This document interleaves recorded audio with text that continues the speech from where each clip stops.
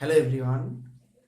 আগের ক্লাসে আমরা অর্থাৎ ধারক ধারকত্বের যে প্রথম পর্ব, সেখানে আমরা কোনো পরিবাহীর ধারকত্ব কি এবং এই ধারকত্ব কোন কোন বিষয়ের উপর নির্ভর করে, এছাড়া কোনো গোলীয় পরিবাহীর ধারকত্বের রাশিমালা নির্ণয় করেছি এবং দুটো পরিবাহীর মধ্যে আধান বন্টন, সেই আধান বন্টনের জন্য যে সাধারণ বিভব তার রাশিমালা নির্ধারণ করেছি এবং সেখান থেকে দুটো পরিবাহীর আধান বন্টনের জন্য যে শক্তি ক্ষয় হয়েছে সেই শক্তি ক্ষয়ের রাশিমালা আমরা দেখিয়েছি। আজ আমরা ধারক ধারকত্ব দ্বিতীয় পর্বতে যে সমস্ত বিষয়গুলো সম্পর্কে জানবো সেটা হচ্ছে ধারকের গঠন এবং ধারকের যে কার্যনীতি, অর্থাৎ কিভাবে ধারক তার আধান ধারণ করে রাখে, অর্থাৎ আধান কিভাবে ধরে রাখতে পারে, এবং ওই যে ধারক তার ধারকত্ব কোন কোন বিষয়ের উপর নির্ভর করে, ধারকের সার্থকতা, ধারকটা কেন পড়ছি আমরা, বা ধারকের প্রয়োজনীয়তা কোথায়, সেই সম্পর্কে জানবো। এবং কিছু বিশেষ আলোচনা, যেমন ধারকের আধান, আদর্শ ধারক, ধারকের বিভব, ধারকের যে বর্তনী চিহ্ন, সেই সম্পর্কে জানবো। যে ধারকের যে চার্জিং ডিসচার্জ, ধারককে যদি আমরা কোনো ব্যাটারির সঙ্গে যুক্ত করি তখন কি ঘটবে, তারপর ধারককে সেই ব্যাটারি থেকে ছিন্ন করে যদি তার দিয়ে সংযোগ করে দেয় দুটো প্রান্ত, তখন কি ঘটবে সেই ঘটনা দেখব।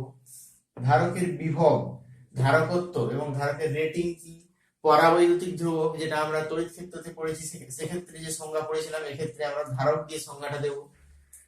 তারপরে ধারকের স্পেশাল কেস, অর্থাৎ বিভিন্ন ধরনের ধারক হয়, তার এক প্রকার ধারক হচ্ছে এখানে সমান্তরাল পাত ধারক। এই সমান্তরাল পাত ধারকের ধারকত্বের রাশিমালা প্রতিষ্ঠা করবো। সমান্তরাল পাত ধারকের মাঝে যদি আলাদা আলাদা কোনো অন্তরক পথ, মিশ্র পরাবৈদ্যুতিক পথ যোগ করা হয়, সেক্ষেত্রে তার ধারকত্বের রাশিমালা কি হবে সেটা আমরা বের করব। কিছু গাণিতিক সমস্যা সম্পর্কে আমরা সো লেটস স্টার্ট। ধারক বলতে আমরা কি পেয়েছি? ধারক কথার অর্থ হচ্ছে যে ধারণ করা, অর্থাৎ আধান ধারণ করে যে, এক্ষেত্রে এখন সেই ধারকের আমরা গঠন এবং কার্যনীতি সম্পর্কে জানতে চাইছি। ধারকের গঠন বলতে কি বোঝাচ্ছে? ধারক তাহলে অনেক প্রকৃতি হতে পারে, সমান্তরাল পাত ধারক হতে পারে, যেক্ষেত্রে গোলীয় পাত ধারক, গোলীয় পাতে দুটো গোলীয় পাত, যেক্ষেত্রে দুটো গোলক সমকেন্দ্রিক ভাবে রয়েছে, সেক্ষেত্রে সেটা একটা ধারক গঠন করতে পারে। চোঙাকৃতি হতে পারে। এখন আমরা দেখছি দুটো পাত পরস্পর নির্দিষ্ট দূরত্বে অবস্থান করছে, মানে এই পাত দুটোর একটা হচ্ছে অন্তরক আর একটা হচ্ছে ভূসংলগ্ন, অর্থাৎ ভূমিস্থ করা হয়েছে। কারণ এই যে সংস্থাটা, এই সংস্থাটাকে বলা হচ্ছে ধারক, যাদের মধ্যবর্তী অবস্থানে বায়ু বা অন্য কোনো পরাবৈদ্যুতিক মাধ্যম রয়েছে।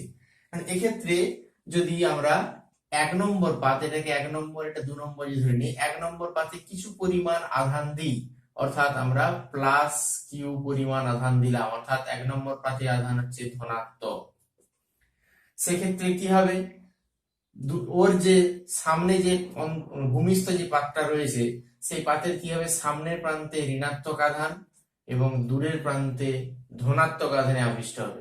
দূরের প্রান্তে ধনাত্মক আধান গুলো কি হবে, দূরের প্রান্তের ধনাত্মক আধান গুলো সব ভূমিতে নেমে যাবে। কেন ভূমিস্থ করা আছে? তার কারণ কি আমরা জানি, দূরের প্রান্তের আধান গুলোকে বলা হচ্ছে মুক্ত আধান, আর সামনের যে আধান সেটাকে বলা হচ্ছে বদ্ধ আধান। অর্থাৎ মুক্ত আধান গুলো কি হয়, মুক্ত আধান গুলো ভূমিতে নেমে গেল। ভূমিতে নেমে যাওয়ার ফলে কি ঘটনা ঘটছে, ভূমিতে নেমে যাওয়ার ফলে আমরা পাচ্ছি ধারকটাতে যে একটা পাতে ধনাত্মক আধান আর একটা পাতে কেবলমাত্র ঋণাত্মক আধান। এখন সাধারণ অবস্থায় যখন পাতটা ছিল না ভূমিস্থ পাত, এই ধনাত্মক আধান যুক্ত পাত যে পরিবাহী, সেই ধনাত্মক আধান যুক্ত পাতের যে বিভব, কেবলমাত্র ধনাত্মক আধানের জন্য বিভব পেয়েছিলাম আমরা, সেটাকে যদি আমরা ভি প্লাস আধানের জন্য ধরি বা ভি কিউ আধানের জন্য যদি টোটাল ভি ভি, তাহলে ভি এফেক্টিভ নির্ণয় করতে চাইছি আমরা, সেক্ষেত্রে ভি কিউ।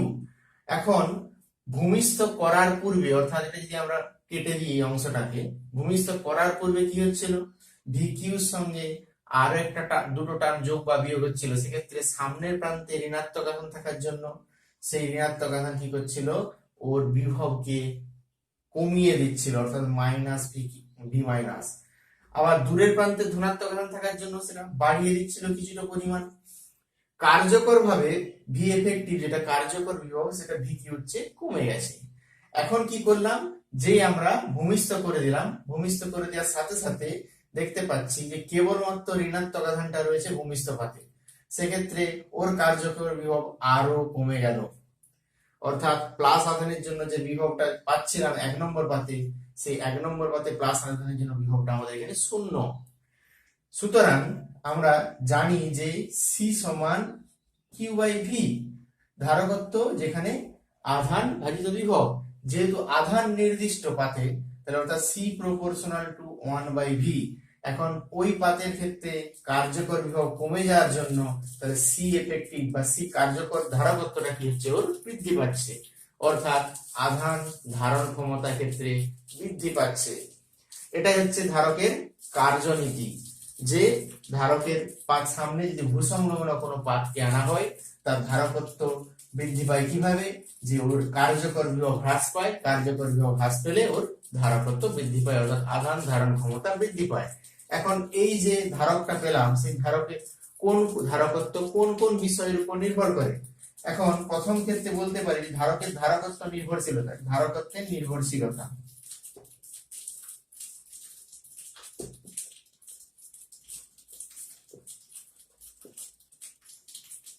ধারকত্ব নির্ভর করে পাত দুয়ের মধ্যে মধ্যবর্তী যে দূরত্ব, অর্থাৎ এক্ষেত্রে দূরত্ব যদি আমরা ডি ধরে নিই পাত দুয়ের মধ্যে, তাহলে মধ্যবর্তী দূরত্বের উপর নির্ভর করে। দূরত্ব বাড়লে কি হবে, দূরত্ব বাড়লে ধারকত্ব হ্রাস পাবে। মধ্যবর্তী দূরত্বের উপর নির্ভর করে। আর নির্ভর করে পাত দ্বয়ের ক্ষেত্রফল, তাহলে পাত দ্বয়ের ক্ষেত্রফল, পাত দ্বয়ের মধ্যবর্তী দূরত্ব, পাত দ্বয়ের ক্ষেত্রফল। আর মধ্যবর্তী মাধ্যম, তাহলে মধ্যবর্তী পরাবৈদ্যুতিক মাধ্যমের উপর নির্ভর করে।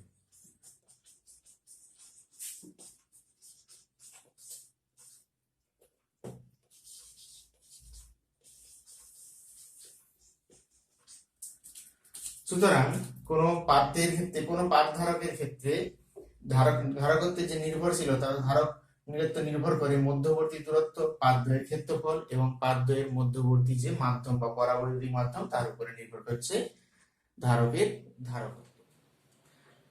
প্রশ্ন আসতে পারে যে ধারকের ধারকত্ব বৃদ্ধি করার প্রয়োজনীয়তা কোথায়, ধারকের ধারকত্ব কেন বাড়াতে চাইছি আমরা।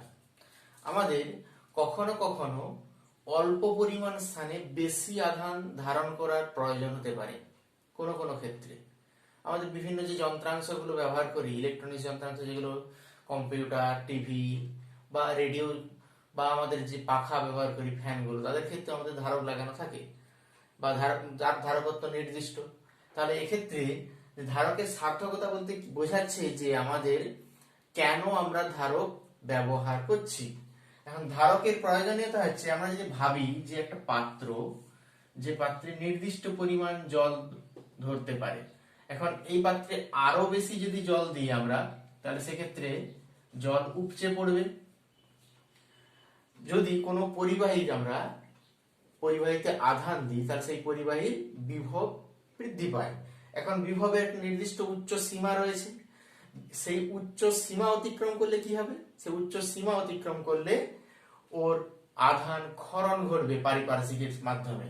তাহলে আধান ক্ষরণ ঘটলে তাহলে আধান ধারণ করে রাখতে পারছে না, এবং ধারক কি করে, ধারকের যেহেতু সঙ্গে ভূসংলগ্ন পরিবাহী সংযোগ থাকার কারণে ধারকের কার্যকর বিভব হ্রাস পায়। কার্যকর বিভব হ্রাস পায় অর্থাৎ ধারকত্ব বৃদ্ধি পায়, আমরা পেয়েছি। ধারকত্ব বাড়লে কি হয়, ওর আধান ধারণ ক্ষমতা বৃদ্ধি পায়। অর্থাৎ আমাদের ধারকের যে সার্থকতা বলতে পারি যে বেশি পরিমাণ আধান ধারণ করার জন্য, খুব ক্ষুদ্র জায়গায় বেশি পরিমাণ আধান ধারণ করার জন্য ধারকের প্রয়োজন। এটাই হচ্ছে ধারকের সার্থকতা। এখন এই ধারকের বিশেষ কিছু আলোচনা রয়েছে, সেই আলোচনাগুলোর মধ্যে হচ্ছে ধারকের আধান। এখন ধারকের দুটো পাত, যার একটা ভূসংলগ্ন করা আছে, অপরটাতে প্লাস কিউ আধান দেওয়া আছে। প্লাস কিউ আধান দিলে কি দেখতে পাচ্ছি যে ভূসংলগ্ন পাতেও মাইনাস কিউ পরিমাণ আধান আবেশ রয়েছে সামনের প্রান্তে। অর্থাৎ ধারকের মোট আধান যদি আমরা দেখি, তাহলে মোট আধান আমরা পাবো, মোট আধান equal to Q plus minus Q equal to 0। অর্থাৎ ধারকের মোট আধান শূন্য। তাহলে মোট আধান শূন্য হলে ধারক তো কোন আধান ধরে রাখতে পারছে না। তাহলে এই ধারণাটা ভুল। ধারকের আধান বলতে বোঝায় ওই অন্তরিত পাতের যে আধান। তাহলে এখানে অন্তরিত পাতের আধানকেই ধারকের আধান বলা হচ্ছে। অন্তরিত পাতের আধানটা কত এখানে? Plus Q. সুতরাং ধারকের আধান সমান অন্তরিত পাতের আধান।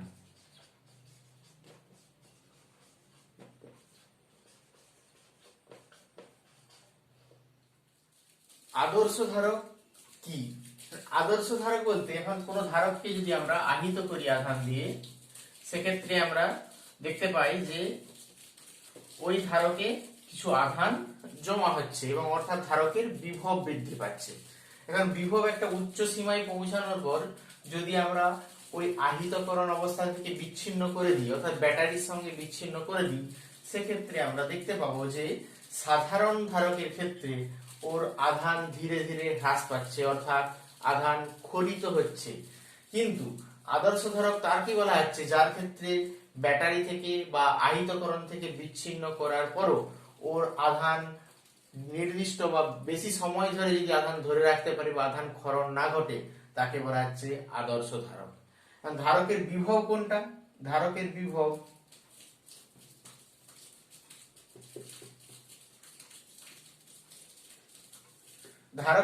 বলতে বোঝাচ্ছে যে ধারকের অন্তরিত যে পাত, সেই অন্তরিত পাতের বিভব। কেন? ধারকের যে ভূসংলগ্ন পাতটা রয়েছে, ভূসংলগ্ন যেহেতু কোনো কিছু ভূসংলগ্ন বস্তুর আমরা বিভব শূন্য ধরতে পারি, তার কারণ পৃথিবীর বিভবকে আমরা শূন্য ধরি।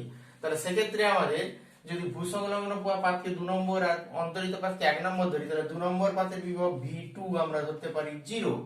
অর্থাৎ তাহলে V1 যেটা, সেটাই হবে ধারকের বিভব।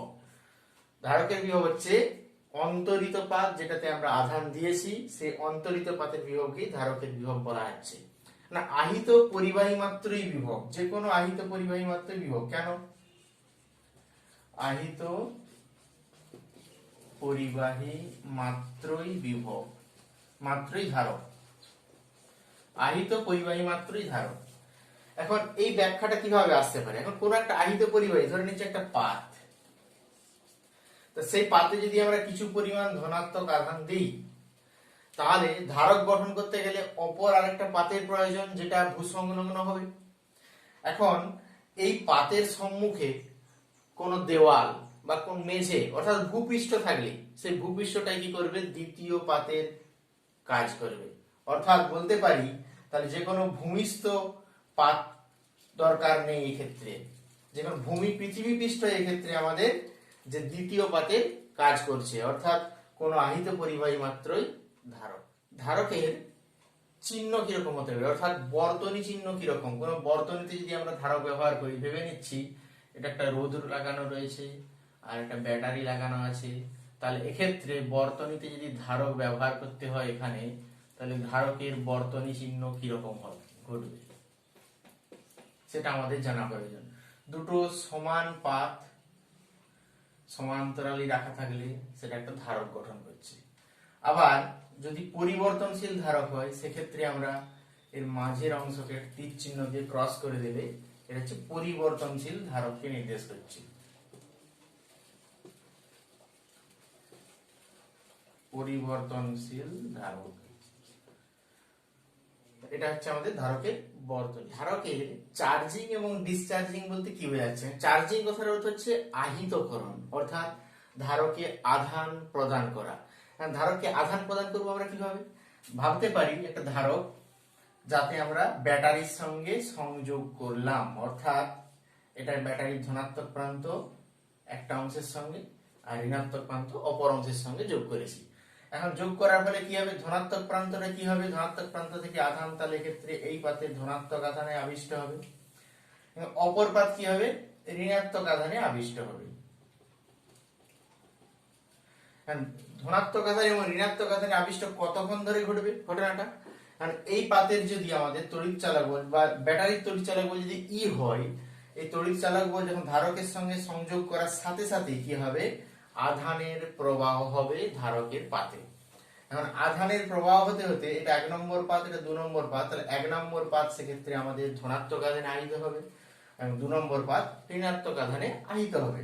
এখন ধনাত্মক আধান ঋণাত্মক আধানে এই আহিতকরণ অর্থাৎ আধান যে সংরক্ষণের মধ্যে কতক্ষণ পর্যন্ত চলবে, যতক্ষণ পর্যন্ত ওই ধারকের যে বিভব ভিসি, যদি আমরা ধরে নিই ধারকের বিভবকে ভিসি এর মান যতক্ষণ না পর্যন্ত ব্যাটারির তড়িৎচালক বলের সঙ্গে সমান হচ্ছে, ততক্ষণ পর্যন্ত ওর মধ্যে আমাদের প্রবাহ পাবো, একটা তড়িৎ প্রবাহ মাত্রা আই পাবো এবং সেক্ষেত্রে আমাদের ধারকের আধান বৃদ্ধি পাবে। এখন এক্ষেত্রে প্রবাহ মাত্রার সঙ্গে সময় যদি লেখচিত্র আমরা দেখে নিই, সেটা পাবো কিরকম, যে কানেকশন অর্থাৎ সংযোগ ব্যাটারির সঙ্গে সংযোগ করার মুহূর্তে ধারকের মধ্যে কোনো আধান ছিল না, অর্থাৎ আধান খুব দ্রুত পরিমাণে আধান ওর মধ্যে সঞ্চয় করবে, অর্থাৎ প্রবাহ মাত্রা তখন সর্বোচ্চ। যখন আমাদের ওর মধ্যে বিভব ভিসি অর্থাৎ ধারকের বিভব তড়িৎচালক বলের বিভবের সঙ্গে সমান হয়ে যাবে, তখন প্রবাহ ওর মধ্যে শূন্য, অর্থাৎ বলতে পারি প্রবাহটা এক্সপোনেনশিয়ালি হ্রাস পেতে থাকবে এবং অসীম সময় বাদে ওর প্রবাহটা শূন্য হয়ে যাবে। এবার আসি ডিসচার্জিং এ। তা ডিসচার্জিং এর ক্ষেত্রে কি করব, ডিসচার্জিং এর ক্ষেত্রে ওই আহিত ধারকটাকে আমরা কি করলাম, যার 1 নম্বর প্রান্ত এটা, 2 নম্বর প্রান্ত এটা, যেখানে এটা ধনাত্মক আধানে আহিত আছে, এটা ঋণাত্মক আধানে আহিত, একে কি করলাম আমরা একটা তার দিয়ে যোগ করে দিলাম, অর্থাৎ শর্ট করে দিলাম, যেটাকে শর্ট সার্কিট বলা হয়। যোগ করে দিলে কি ঘটবে, এখন 2 নম্বর প্রান্তের ইলেকট্রন গুলো 1 নম্বর প্রান্ত, 2 নম্বর ইলেকট্রন অর্থাৎ ঋণাত্মক আধান গুলো 1 নম্বর প্রান্তে এসে প্রবেশ করবে। সেক্ষেত্রে আমরা কি পাবো, সেক্ষেত্রে একই রকম ভাবে একটা বিপরীত প্রবাহ, এক্ষেত্রে প্রবাহ পেয়েছিলাম আমরা ধনাত্মক পথে প্রবেশ করছে, এক্ষেত্রে প্রবাহ কি হবে ধনাত্মক পথ থেকে বেরিয়ে যাচ্ছে। অর্থাৎ কত সময় ধরে এই প্রবাহটা পাবো, যতক্ষণ না পর্যন্ত 2 নম্বর পাতের সমস্ত ঋণাত্মক আধান 1 নম্বর পাতের সমস্ত ধনাত্মক আধান পরস্পরকে প্রশমিত না করে। তাহলে এই প্রশমন ক্রিয়া চলতে থাকবে, সেক্ষেত্রে আমাদের শুরুতে প্রবাহ কি হবে সর্বোচ্চ, যখনই প্রশমন ঘটে যাবে তখন প্রবাহ শূন্য, অর্থাৎ যেহেতু প্রবাহটা বিপরীত দিকে, তাহলে এক্ষেত্রে এটা চার্জিং এর জন্য এটা যদি গ্রাফ হয় আই ভার্সেস টি, ডিসচার্জিং এর কার্ভ হবে একই রকম ভাবে উল্টো দিকে, অর্থাৎ এটা হবে ডিসচার্জিং এর জন্য, যেখানে কারণ যখন আমরা বর্তনীটাকে ব্যাটারি থেকে ছিন্ন করে সংযোগ করলাম তখন প্রবাহ হচ্ছে সর্বোচ্চ, তার কারণ আধান তখন সর্বোচ্চ রয়েছে। পরে যখন সময় যত অতিবাহিত হচ্ছে তত কি হচ্ছে, ঋণাত্মক আধান এবং ধনাত্মক আধান পরস্পরকে প্রশমিত করে দিচ্ছে, সেক্ষেত্রে আমাদের প্রবাহের পরিমাণ ধীরে ধীরে হ্রাস পাচ্ছে। এই হচ্ছে আমাদের ধারকের চার্জিং এবং ডিসচার্জিং এর ধারক। ধারকের ধারকত্ব বলতে বোঝায় যে আমরা পেয়েছি যে কোনো একটা সমান্তরাল পাত, যার একটা ভূমিস্থ করা আছে আর একটাতে আধান দেওয়া আছে ধনাত্মক আধান। এখন দ্বিতীয় পাতে ঋণাত্মক আধান আবিষ্ট হচ্ছে, 1 নম্বর পাত আর 2 নম্বর পাত। এখন আমরা পেয়েছি যে 1 নম্বর পাতের যে বিভব সেটাই হচ্ছে ধারকের মোট বিভব। এখন ধারকত্বের সংজ্ঞা দিতে পারি আমরা যে সি সমান আমরা পড়েছি কিউ বাই ভি। এখন ভি ইকুয়াল টু 1 হলে সি ইকুয়াল টু কিউ, অর্থাৎ কোন ধারকের ওই অন্তরিত পাতের বিভব 1 একক পরিমাণ বৃদ্ধি করতে বা 1 একক পরিমাণ বৃদ্ধি করলে যে পরিমাণ আধান দিতে হয় বা যে পরিমাণ আধানের প্রয়োজন হয় তাকে ওই ধারকের ধারকত্ব বলা হচ্ছে।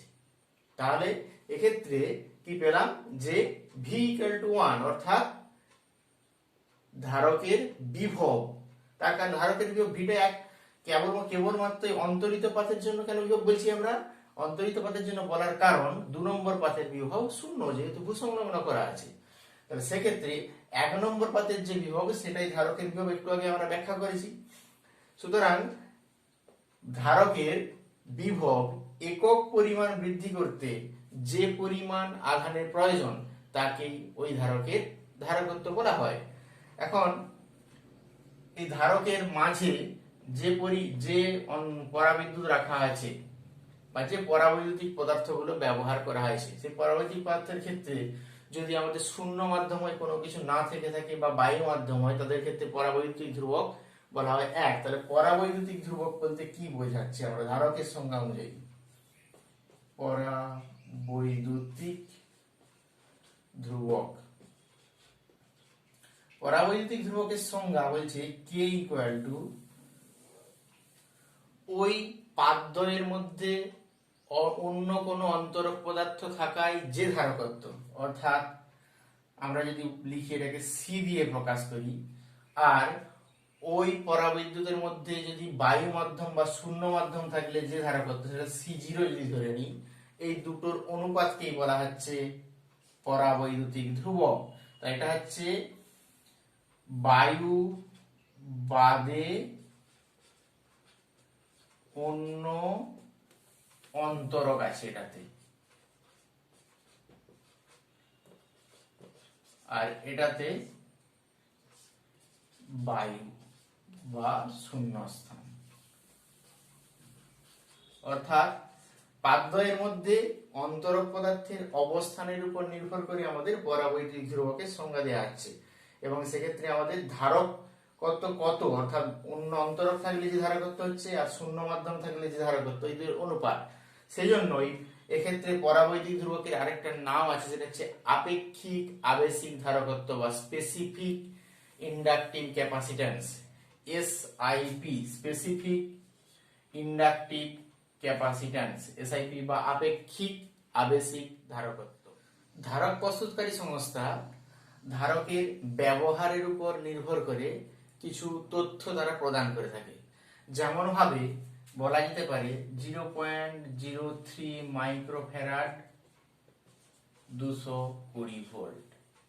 এখন এই যে তথ্যটা, এই তথ্য থেকে আমরা কি জানতে পারি, যেটা ধারকের গায়ে লাগানো থাকে, গায়ে লেখা থাকে। এখন 0.03 মাইক্রোফ্যারাড অর্থাৎ ধারকের ধারকত্ব ক্ষেত্রে 0.03 মাইক্রোফ্যারাড, এবং সর্বোচ্চ যে বিভবে ও কার্যকর হতে পারে বা বিভবের যে সর্বোচ্চ সীমা ভি ম্যাক্স, সেটা হচ্ছে 220 ভোল্ট।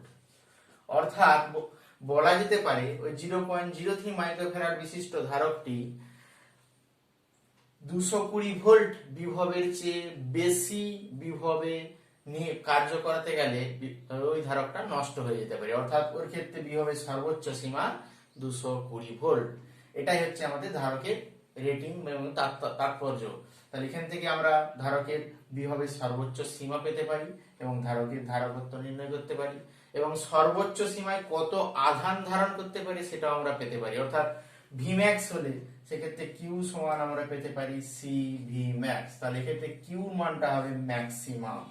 তাহলে সর্বোচ্চ কত আধান ধারণ করতে পারি, এক্ষেত্রে 0.03 মাইক্রোফ্যারাড, যেহেতু 10⁻⁶ or into 220, এটা হচ্ছে আমাদের কুলম্ব।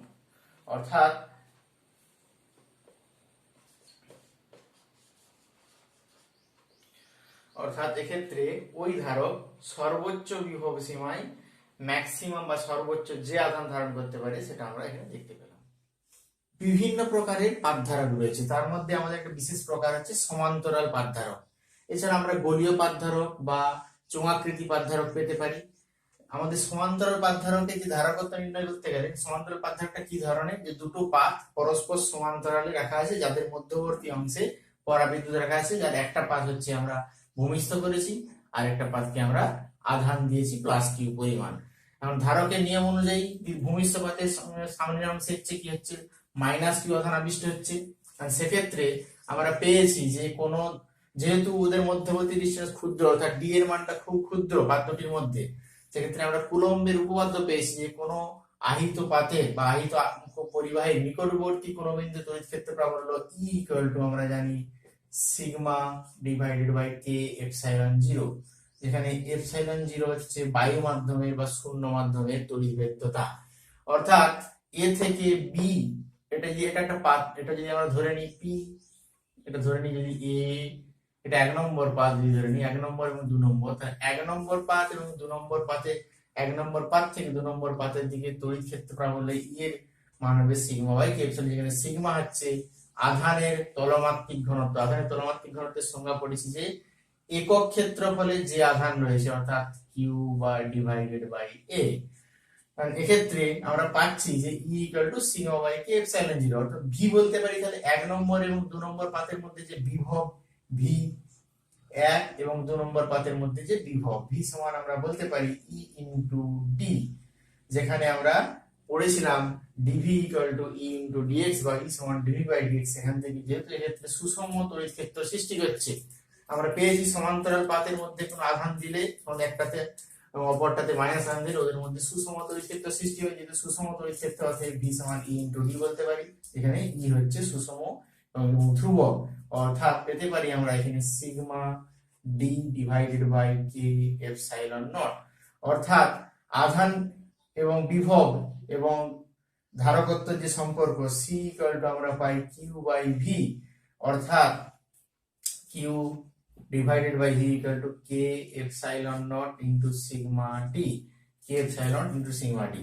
মানে এখান থেকে পাচ্ছি যে আমরা কিউ সমান সিগমা ইনটু এ, অর্থাৎ সিগমা এ কে epsilon 0 sigma into D, sigma sigma কেটে গেলে হয় কে এপসাইলন 0 এ বাই ডি। আমরা এসআই পদ্ধতিতে করেছি সেজন্য এখানে এপসাইলন 0 এসেছে। যদি আমরা সিএস পদ্ধতিতে করতাম কেবলমাত্র সিগমা বাই কে আসতে ক্ষেত্রে, তাহলে সি সমান আমরা কি পেলাম যে কে এপসাইলন 0 এ বাই ডি। অর্থাৎ বলতে পারি যে সি কার কার উপর নির্ভর করে, প্রপোর্শনাল টু এ, অর্থাৎ পাতদ্বয়ের ক্ষেত্রফলের উপর নির্ভর করে। ক্ষেত্রফল বাড়লে কি হবে, ওর আধান ধারণ ক্ষমতা বাড়বে, আধান ধারণ বেশি পরিমাণ আধান গ্রহণ করবে অর্থাৎ ধারকত্ব বাড়বে। প্রপোর্শনাল টু 1 বাই ডি, অর্থাৎ দূরত্বের সঙ্গে ব্যাসানুপাতিক, দূরত্ব বৃদ্ধি পেলে ওর ধারকত্ব হ্রাস পাবে। যত দূরত্ব আমরা বাড়াতে থাকবো পাতদ্বয়ের মধ্যে তত ওর ধারকত্ব হ্রাস পাবে। আর প্রপোর্শনাল টু কি পাচ্ছি এখানে কে, অর্থাৎ মাধ্যমের পরাবৈদ্যুতিক ধ্রুবক যদি আমরা পরিবর্তন করি, কে এর মান বাড়াই, তাহলে সেক্ষেত্রে আমাদের সি বাড়বে। অর্থাৎ আমরা যদি বায়ু পরিবর্তে অন্য কোনো মাধ্যম নিই, কাঁচ, অভ্র নিই, সেক্ষেত্রে ওই ধারকের ধারকত্ব বৃদ্ধি পাবে। এটা হচ্ছে সমান্তরাল পাত ধারকের রাশিমালা বলতে পারি। যদি আমাদের বায়ু মাধ্যম নিতাম, তাহলে বায়ু মাধ্যমের ক্ষেত্রে কে ইকুয়াল টু 1, তখন সি জিরো হচ্ছে epsilon 0 A divided by D, epsilon 0 A divided by. সমান্তরাল পাতধারকের মধ্যবর্তী অংশে একের বেশি অর্থাৎ 2 বা ততোধিক যদি আমরা কোনো পরাবৈদ্যুতিক মাধ্যম রাখি, সেই পরাবৈদ্যুতিক মাধ্যম রাখলে যে ধারকত্ব হবে বা ধারকত্বের যে পরিবর্তন হবে, সেই পরিবর্তনটা আমরা দেখে নিতে চাই। এখন এক্ষেত্রে দেখে নিচ্ছি যে দুটো পাত 1 নম্বর এবং 2 নম্বর, যে 1 নম্বর এবং 2 নম্বর পাতের মধ্যে D1 বেধের K1 পরাবৈদ্যুতিক মাধ্যম এবং D2 বেধের K2 পরাবৈদ্যুতিক মাধ্যম রেখেছি, দুটো আলাদা আলাদা পরাবৈদ্যুতিক মাধ্যম। সেক্ষেত্রে এর 1 নম্বর পাতের ক্ষেত্রফল, এই দুটো পাতেরই ক্ষেত্রফল একই। 1 নম্বর পাতে যদি প্লাস কিউ আধান দিই, তাহলে 2 নম্বর পাত ভূসংলগ্ন থাকা, এই ক্ষেত্রে মাইনাস কিউ আধান আবিষ্ট হবে সামনের প্রান্তে। সেজন্য দুটো অংশ D1 অংশ এবং D2 অংশে যে তড়িৎ ক্ষেত্র প্রাবল্য দুটো আলাদা আলাদা হবে। D1 অংশের তড়িৎ ক্ষেত্র প্রাবল্য E1 বলতে পারি সিগমা বাই K1 এপসাইলন 0, এবং D2 অংশের জন্য সিগমা বাই K2 এপসাইলন 0। এটা হচ্ছে আমাদের কুলম্বের উপপাদ্য থেকে পাচ্ছি। অর্থাৎ 1 নম্বর এবং 2 নম্বর পাতের যে মোট বিভব বা বিভব পার্থক্য যেটা, সেটা আমরা পেতে পারি V সমান E1 into D1 plus E2 into D2, অর্থাৎ sigma D1 divided by K1 epsilon 0 plus sigma D2 divided by K2 epsilon 0। এখন সিগমা বাই এপসাইলন যদি আমরা কমন নিয়ে নিই, আমরা পাই এখান থেকে sigma by epsilon 0 into D1 by K1 plus D2 divided by K2। কারণ সিগমা সমান আবার কি পেতে পারি, সিগমা সমান আমাদের এখানে কিউ বাই এ, অর্থাৎ পেতে পারি এক্ষেত্রে আমরা যে Q by epsilon 0 A into D1 by K1 plus D2 by K2। তাহলে অতএব ধারকত্ব সি সমান কিউ বাই ভি এর যে রাশিমালা, সেখান থেকে আমরা পেতে পারি যে epsilon 0 A divided D1 by K1 plus D2 by K2, D1 by K1 plus D2 by K2।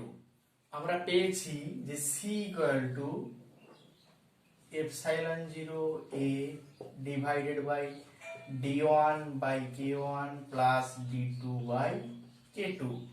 এখন আমরা ধরে নিচ্ছি যে K1 মাধ্যমটা হচ্ছে বায়ু অর্থাৎ যার পরাবৈদ্যুতিক ধ্রুবক 1 এবং K2 মাধ্যমটা হচ্ছে অপর কোন পরাবৈদ্যুতিক, অভ্র হতে পারে, কাঁচ হতে পারে, যার K ধরে নিলাম, এবং D2 কে ধরলাম T, অর্থাৎ D1 equal to D minus T, যেখানে তো D equal to total D1 plus D2, অর্থাৎ ওদের মধ্যবর্তী যে দূরত্বর পাত দুটোর মধ্যে সেটা D।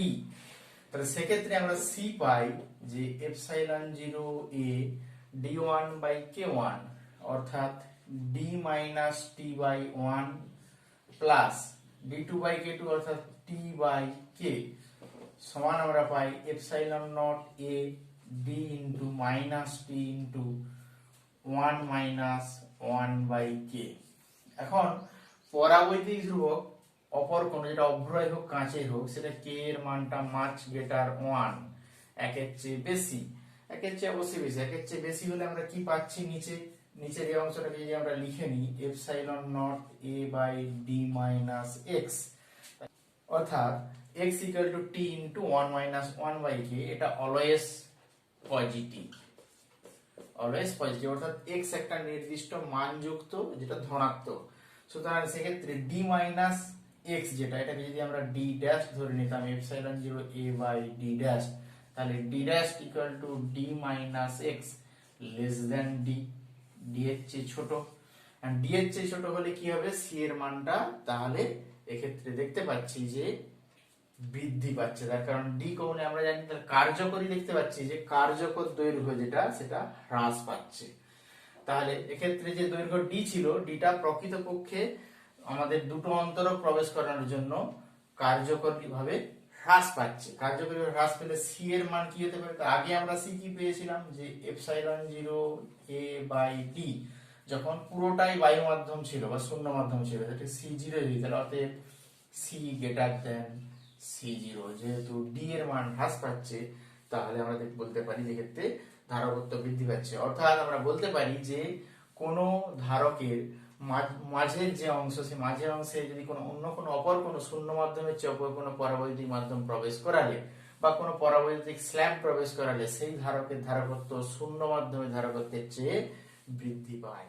সুতরাং আমরা যেটা পেলাম যে d মাইনাস টি বেধে বায়ু রয়েছে আর টি বেধে রয়েছে ক্ষেত্রে অন্য কোনো পদার্থ epsilon 0 a by d minus x, যেখানে x equal to t into 1 minus 1 by k। এখন এই ধারকে যে নতুন যে ধারকটা পেলাম, সেই ধারকের ধারকত্ব পুরোটাই শূন্য মাধ্যম থাকলে বা বায়ু মাধ্যম থাকলে যে ধারকত্ব পেয়েছিলাম, অর্থাৎ c0 equal to epsilon 0 a by d, সেটাতে আনতে গেলে আমাদের কি করতে হবে আগের অবস্থায়, অর্থাৎ যেটা আমরা c পেয়েছি যে epsilon 0 a by d dash, c equal to c0 equal to c হতে হলে আমরা কি বলতে পারি যে c0 ইকুয়াল টু c, অর্থাৎ আগে যে শূন্য মাধ্যম থাকা অবস্থায় যে ধারকত্ব, এখন ওই টি স্ল্যাব বা টি বেধের যে কে পরাবৈদ্যুতিক মাধ্যমে যে স্ল্যাব প্রবেশ করানোর পরে যে ধারকত্ব, ওটা সমান হতে করতে গেলে কি করতে হবে, ডি ড্যাশটাকে ডি এর সঙ্গে কার্যকরীভাবে সমান করতে হবে, অর্থাৎ আরো এক্স পরিমাণ 2 নম্বর যে পাত এক্স পরিমাণ নিচে নামাতে হবে। তাহলে এটা যদি আমাদের 1 নম্বর পাত হয়, এটা যদি আগের অবস্থান হয়, এটা 2 নম্বর পাতের, তাহলে 2 নম্বর পাতের কার্যকরী অবস্থান হতে হবে এটা, যেখানে এই দৈর্ঘ্যটা হবে x, এটা ছিল আমাদের d, অর্থাৎ d এর সঙ্গে আমাদের যে কার্যকর দৈর্ঘ্য, সেই কার্যকর দৈর্ঘ্যের সঙ্গে আরো x পরিমাণ বাড়াতে হবে, অর্থাৎ আরো x পরিমাণ 2 নম্বর পাতকে নিচে নিয়ে আসতে হবে, তবে ও আগের অবস্থানে ফিরে যাবে এবং ধারকত্ব একই হবে।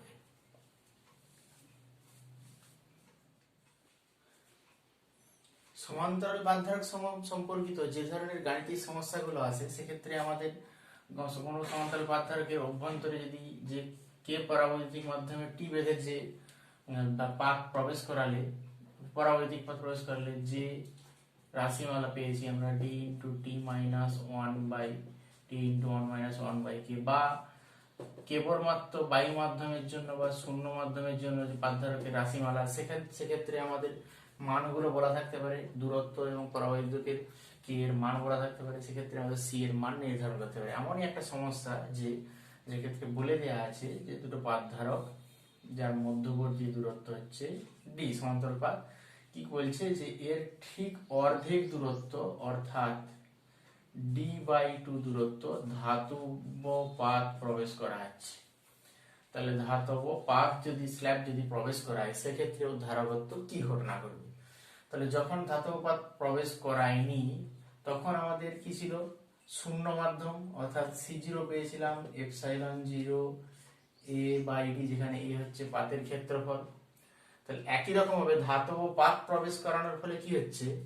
1 নম্বর পাত এটা 2 নম্বর পাতে যদি ভাবি তাহলে 2 নম্বর পাতটা এই অবস্থানে উঠে চলে এসেছে, অর্থাৎ কার্যকর দৈর্ঘ্য তখন দাঁড়িয়েছে কি? যে d/2।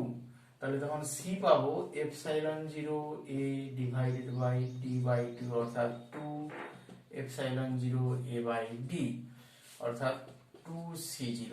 সুতরাং বলতে পারি যে ধাতব পাত প্রবেশ করানোর ফলে ওই পাত ধারকের যে ধারকত্ব সেটা শূন্য মাধ্যমে বা বায়ু মাধ্যম থাকার ফলে যে ধারকত্ব ছিল তার দ্বিগুণ।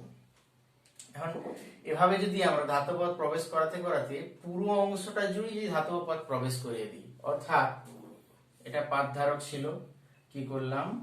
এটা পুরো অংশ জুড়ে ধাতব পাত প্রবেশ করে দিলাম, যেখানে দুটো পাত ওই ধাতব পাতকে পরস্পর স্পর্শ করে আছে। সেক্ষেত্রে কি ঘটনা ঘটবে? এখন সেক্ষেত্রে তাহলে ধাতব সমান্তরাল পাত ধারকের মাঝে কি করছি আমরা? ধাতব স্ল্যাব। তাহলে পাত ধারকের পাতদ্বয়ের মাঝে ধাতব পাত বা ধাতব স্ল্যাব প্রবেশ করাচ্ছি। কত বেধে? পাতদ্বয়ের মধ্যে যে দূরত্ব ডি, সেই ডি বেধেরই একটা ধাতব স্ল্যাব আমরা প্রবেশ করাচ্ছি। তাহলে কি ঘটনা ঘটবে? ডি বেধে যে ধাতব স্ল্যাব প্রবেশ করে আমরা, ঘটবে যে 1 নম্বর পাত এবং 2 নম্বর পাত পরস্পর ইন্টার কানেক্টেড হয়ে যাবে, অর্থাৎ সংযোগ স্থাপন হবে। সংযোগ স্থাপন হলে কি ঘটনা ঘটবে? আমরা কি পেয়েছিলাম? যে ধাতব পাতে এটাতে প্লাস আধান ছিল আর এটাতে মাইনাস আধান ছিল, ভূমিষ্ঠ করা ছিল। তখন কি হবে? প্লাস ধনাত্মক আধান এবং ঋণাত্মক আধান পরস্পরকে প্রশমিত করবে, অর্থাৎ আধানের ক্ষেত্রে ক্ষরণ ঘটবে। 1 নম্বর পাত থেকে 2 নম্বর পাতের দিকে আধানের ক্ষরণ ঘটবে এবং ওর যে ধারকত্ব যে ধর্মটা সেটা ধর্মটাই বিলুপ্ত হয়ে যাবে। সুতরাং কোন ধারকের মাঝে যদি আমরা পুরো অংশটা জুড়ে ধাতব স্ল্যাব প্রবেশ করাই তার ধারকত্ব নষ্ট হবে। আজ এ পর্যন্তই। Thank you.